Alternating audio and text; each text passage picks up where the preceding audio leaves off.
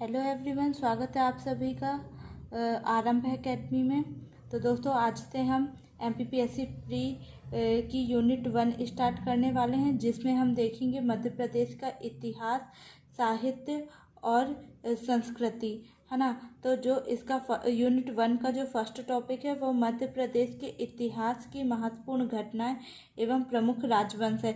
ये आज से हम ये फर्स्ट टॉपिक स्टार्ट कर रहे हैं। फिर इसके बाद हम स्वतंत्रता आंदोलन में मध्य प्रदेश का योगदान, फिर मध्य प्रदेश की प्रमुख कलाएं एवं स्थापत्य कला, फिर मध्य प्रदेश की प्रमुख जनजातियां और बोलियां, फिर प्रदेश के प्रमुख त्योहार, लोक संगीत, लोक कलाएं एवं लोक साहित्य, फिर उसके बाद मध्य प्रदेश के प्रमुख साहित्यकार एवं उनकी कृतियां, फिर मध्य प्रदेश के प्रमुख धार्मिक एवं पर्यटन स्थल, और फिर मध्य प्रदेश के प्रमुख जनजातीय व्यक्तित्व।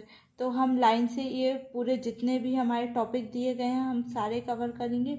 और आज से हम ये फर्स्ट टॉपिक स्टार्ट कर रहे हैं, जिसका नाम है मध्य प्रदेश के इतिहास की महत्वपूर्ण घटनाएं एवं प्रमुख राजवंश। तो हम यहाँ से स्टार्ट करते हैं। तो चलिए देखते हैं। तो चलिए हम मध्य प्रदेश यूनिट 1 मध्य प्रदेश का इतिहास, संस्कृति एवं साहित्य का जो फर्स्ट टॉपिक है, मध्य प्रदेश के इतिहास की महत्वपूर्ण घटनाएं एवं प्रमुख राजवंश, यहाँ से स्टार्ट करते हैं। तो देखिए, सबसे पहले हम देखेंगे कि जो इतिहास है उसे लेखन के आधार पर कितने भागों में विभाजित किया जाता है। तो जो इतिहास है उसे लेखन के आधार पर 3 भागों में विभाजित किया जाता है। पहला तो प्रागैतिहासिक काल, दूसरा आधा ऐतिहासिक काल, तीसरा ऐतिहासिक काल। 3 भागों में विभाजित किया गया है। प्रागैतिहासिक काल क्या है? इसमें जो प्रागैतिहासिक काल था उसमें लेखन की कला नहीं थी, मतलब कि कोई भी लिखित साक्ष्य नहीं मिला। इसका उदाहरण क्या है? तो पाषाण काल। दूसरा आध ऐतिहासिक काल क्या? इसमें लेखन की कला थी परंतु अपठनीय है, मतलब कि पढ़ा नहीं जा सकता। मतलब कि जो आधा ऐतिहासिक काल में क्या था, लिखने की कला तो थी लेकिन उसे पढ़ा नहीं जा सकता, है ना। तो वह आधा ऐतिहासिक काल में आ जाएगा। इसका उदाहरण क्या है? तो सिंधु घाटी सभ्यता। मतलब कि जो सिंधु घाटी सभ्यता से लिखित साक्ष्य तो हमें प्राप्त हुए हैं परंतु उन्हें पढ़ा नहीं जा सका है ना। अब थर्ड क्या है? ऐतिहासिक काल, है ना। इसमें क्या है? इसमें लेखन कला भी थी और उन्हें पढ़ा भी जा सकता है ना। तो इसका उदाहरण क्या है? वैदिक काल से आरंभ, मतलब वैदिक काल से जो भी साक्ष्य हमें लिखित साक्ष्य मिले हैं उन्हें सबको पढ़ा जा सका है। जैसे कि वैदिक काल हमें ऋग्वेद मिला है, यजुर्वेद मिला है, अथर्ववेद मिला है। तो जितने भी वेद मिले हम सबको पढ़ सकते हैं, यानी कि लिखित साक्ष्य भी मिले हैं और उन्हें पढ़ा भी जा सकता है ना। चलिए आगे देखते हैं। अब प्रागैतिहासिक काल, तो मध्य प्रदेश में प्रागैतिहासिक काल, है ना, प्रागैतिहासिक काल। अब प्रागैतिहासिक काल इसे पाषाण काल भी, मतलब प्रागैतिहासिक काल हमने देखा जिसमें लेखन की कला नहीं थी। हाँ, इसका उदाहरण क्या है? पाषाण काल। तो प्रागैतिहासिक काल का उदाहरण क्या है? पाषाण काल। अब हम पाषाण काल को 4 वर्गों में विभाजित करते हैं। पहला तो पुरा पाषाण काल, फिर उसके बाद मध्य पाषाण काल, फिर नव पाषाण काल, फिर ताम्र पाषाण काल। ये जितने भी हम पाषाण काल देखेंगे ये हम मध्य प्रदेश के संदर्भ में देखेंगे, है ना। और भारत वाला जब हम इंडियन हिस्ट्री पढ़ेंगे तब हम देखेंगे, है ना। अभी ये जो भी जितने भी काल में विभाजित किया गया है पाषाण काल को, पूरा पाषाण, मध्य पाषाण काल, नव पाषाण काल और ताम्र पाषाण काल, तो ये मध्य प्रदेश के संदर्भ में हम इसे पढ़ेंगे।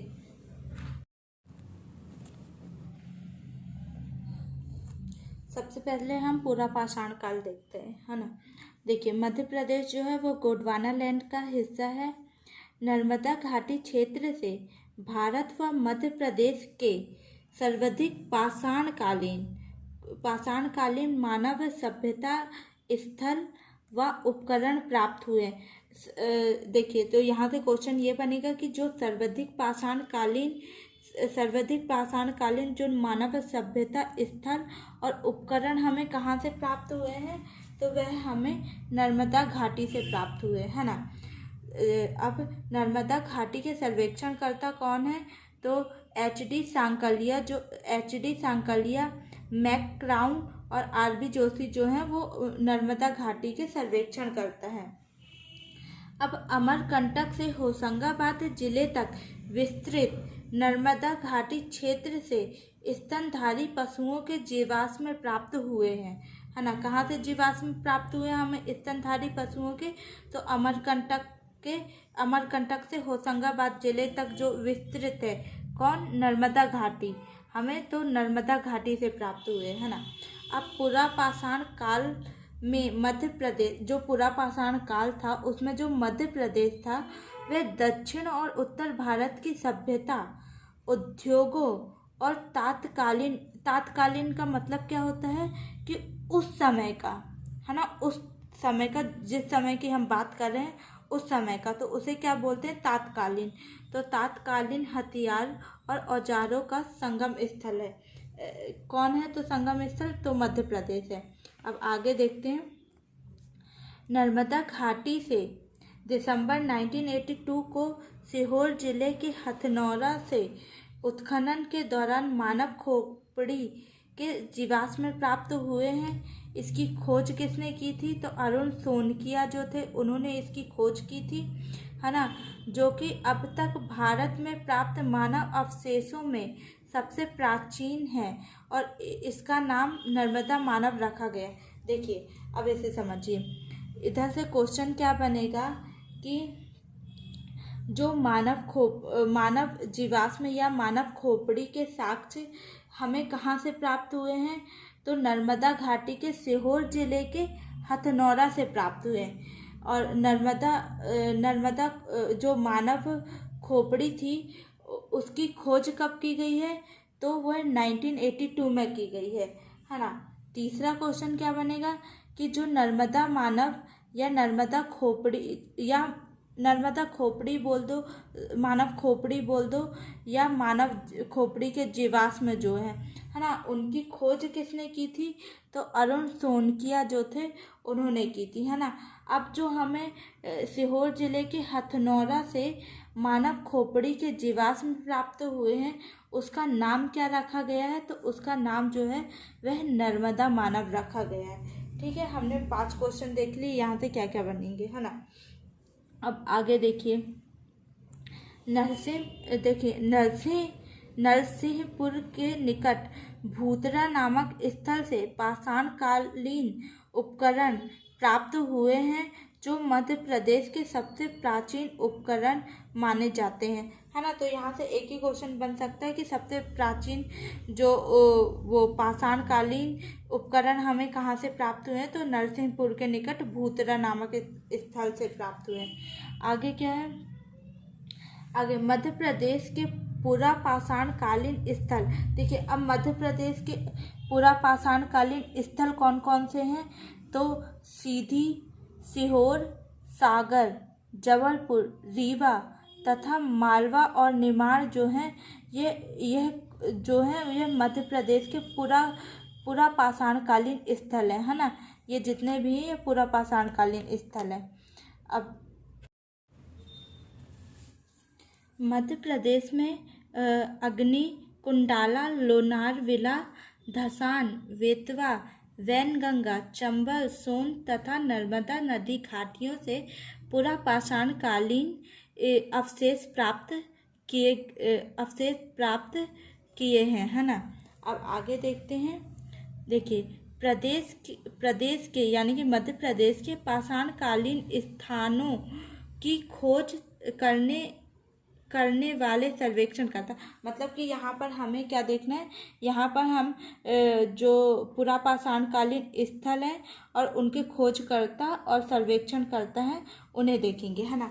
तो जो नर्मदा घाटी है उसके सर्वेक्षणकर्ता कौन है, तो HD सांकलिया जो हैं, मैकक्राउन और RB जोशी जो हैं वह नर्मदा घाटी के सर्वेक्षण करता है। चंबल घाटी के VS वाकणकर हैं, है ना। इनका जन्म कहाँ हुआ था? तो इनका जन्म जो है यह नीमच में हुआ था। अब सोन घाटी के सर्वेक्षणकर्ता जो हैं वह निसार अहमद है। ग्वालियर के कौन है? तो बीबी लाल हैं। रीवा और सतना के सर्वेक्षणकर्ता कौन है? तो जी शर्मा है ना। और मंडला के कौन है?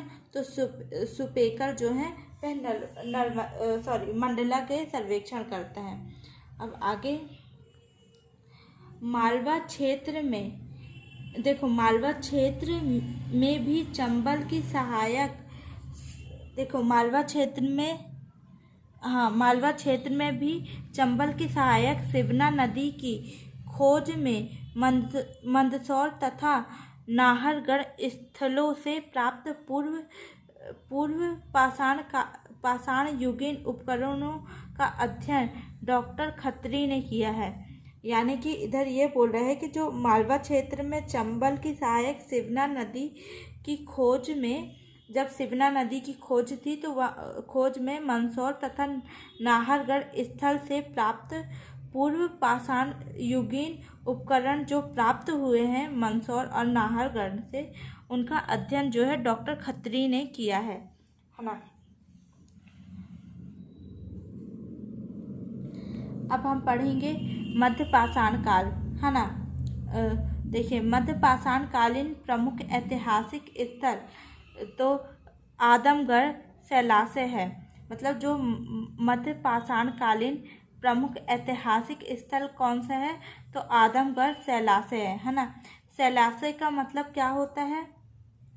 तो सैल का मतलब होता है पत्थर, और आश्रय का मीनिंग होता है निवास करना, यानी कि पत्थर में निवास करना, है ना। तो वह सैलासे कहला जाएगा। पत्थर में निवास करना क्या हो जाएगा? सैलासे हो जाएगा। होशंगाबाद जिले में स्थित आदमगढ़ सैलासे की खोज किसने की है? तो इसकी खोज जो है वह आरबी जोशी ने की है। आदमगढ़ सैलासे से मानव के पशुपालन होने के साक्ष्य प्राप्त हुए हैं, जहां मानव शव के साथ कुत्ते को दफनाए जाने के प्रमाण मिले हैं। अब यहाँ से एक ही क्वेश्चन मिलेगा कि हमें मानव के पशुपालन होने के साक्ष्य कहाँ से प्राप्त हुए हैं? तो होशंगाबाद जिले में स्थित आदमगढ़ से हमें जो है मानव के पशुपालन होने के साक्ष्य मिले हैं, और आदमगढ़ से ही हमें मानव शव के साथ कुत्ते को दफनाने के साक्ष्य मिले। अब क्या बोलेगा? जो आदमगढ़ सैलासे की खोज किसने की है? तो इसका आंसर हो जाएगा आरबी जोशी ने की है ना। अब आगे देखते हैं भीमबेटका। देखिए, भीमबेटका ये किस जिले में है? तो रायसेन जिले में है भीमबेटका। देखियो, बीवी मिश्रा द्वारा भीमबेटका से मध्य पाषाण कालीन ब्लेड अवयव खोजे गए हैं। यानी कि ब्लेड एक उपकरण है, ब्लेड, है ना। उसकी खोज कहाँ से की गई है? तो भीमबेटका से की गई है। किसने की है? तो बीवी मिश्रा ने की है ना। बाघ की गुफाएं, है ना। देखिए, धार जिले में स्थित बाघिन। देखिए, बाघ की गुफाएं किस जिले में? तो धार जिले में स्थित हैं। बाघिन नदी के तट पर बाघ की गुफाएं एवं उनके आसपास के क्षेत्रों में मध्य पाषाण कालीन से लेकर नव पाषाण काल तक के उपकरणों की प्राप्ति हुई है। तो जो बाघ की गुफाएं हैं वहाँ से हमें मध्य पाषाण काल से लेकर नव पाषाण काल तक के उपकरणों की प्राप्ति हुई है ना। देखिए, बाघ की गुफाएं, जो बाघ की गुफा है वह किस जिले में? धार जिले में है। और तहसील कौन सी है? तो मनावर तहसील है ना। बाघ की गुफा जो है वह बौद्ध धर्म से संबंधित है, गुप्तकालीन गुफा है, और मध्य पाषाण काल से नव पाषाण काल तक के यहाँ से उपकरणों की प्राप्ति हुई है हमें। अब अगला हम देखेंगे नव पाषाण काल। तो भोपाल के मनु आभान टेकरी। देखो, भोपाल में जो मनु आभान टेकरी, श्यामला हिल्स और बालू कारम पहाड़ी जबलपुर का भेड़ाघाट, तिलवारा घाट, लम्हेटा घाट तथा दमोह जिले के संग्रामपुर घाटी से नवपाषाणकालीन उपकरणों एवं साक्ष्यों की प्राप्ति हुई है। तो मतलब जितने भी ये स्थल हैं, इन सब से हमें नवपाषाणकालीन उपकरण और साक्ष्यों की प्राप्ति हुई है। भेड़ाघाट, तिलवारा घाट, लम्हेटा घाट से नवपाषाणकालीन मानव बस्ती के साक्ष्य प्राप्त हुए। अगर क्वेश्चन बनता है कि मानव बस्ती के साक्ष्य कहाँ से प्राप्त हुए, तो आंसर हो जाएगा भेड़ाघाट, तिलवारा घाट, लम्हेटा घाट से हमें नवपाषाणकालीन बस्ती के साक्ष्य प्राप्त हुए। अब गांधी जी की अस्थियों का विसर्जन तिलवारा घाट में किया गया था, है ना। अब लम्हेटा घाट से राजा सौरस के कंकाल अवशेष पाए गए हैं। अब जो लम्हेटा घाट है, हमें वहाँ से राजा सौरस के कंकाल अवशेष प्राप्त हुए। अब राजा सौरस क्या है, तो राजा सौरस एक मांसाहारी डायनासोर की प्रजाति थी, है ना। ये देख लिया। अब सागर जिले का एरण, जो कि 510 ईस्वी का है, वहाँ से नवपाषाणकालीन संस्कृति के साक्ष्य प्राप्त हुए हैं। एरण से एक अभिलेख प्राप्त हुआ है जो कि 510 ईस्वी का है। इसे भानुगुप्त का अभिलेख कहते हैं, है ना। अब भानुगुप्त कौन था, तो जो अभिलेख हमें भानुगुप्त का, जिसे भानुगुप्त का अभिलेख कहते हैं, जो कि हमें एरण से प्राप्त हुआ है, भानुगुप्त राजवंश से संबंधित था, है ना। जो भानुगुप्त का एक अभिलेख हमें प्राप्त हुआ है, ये भानुगुप्त राजवंश से संबंधित था। यह लेख महाराजा भानुगुप्त के आमत्य यानी कि मंत्री गोपराज का वीर गति को प्राप्त होने पर उनकी पति द्वारा सती होने के साक्ष्य प्राप्त हुए हैं। एरण अभिलेख से सती प्रथा का प्रथम साक्ष्य प्राप्त होता है। यानी कि हमें जो सागर जिले के एरण से हमें सबसे पहले तो नवपाषाणकालीन संस्कृति के साक्ष्य मिले, और हमें एरण से एक अभिलेख प्राप्त हुआ है जिसे भानुगुप्त का अभिलेख कहा गया है ना। और ये भानुगुप्त का अभिलेख कहा गया है, और एरण के भानुगुप्त अभिलेख से हमें सती प्रथा के प्रथम साक्ष्य प्राप्त होता है ना। चलिए आगे देखते हैं।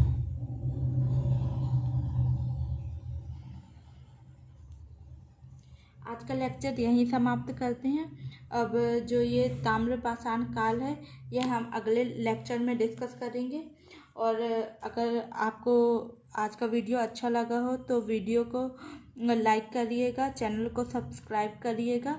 और आगे हमने मध्य प्रदेश की यूनिट 1 यानी कि MPPSC की जो प्री की यूनिट 1 है, जिसमें मध्य प्रदेश का इतिहास दिया गया है, इसे हम कंटिन्यू करेंगे। और फिर उसके बाद हम आगे की यूनिट भी कंप्लीट करेंगे। तो अगर आपको वीडियो अच्छा लगा हो तो वीडियो को लाइक करना, चैनल को सब्सक्राइब करना, और आगे हम मिलते हैं अगले वीडियो में।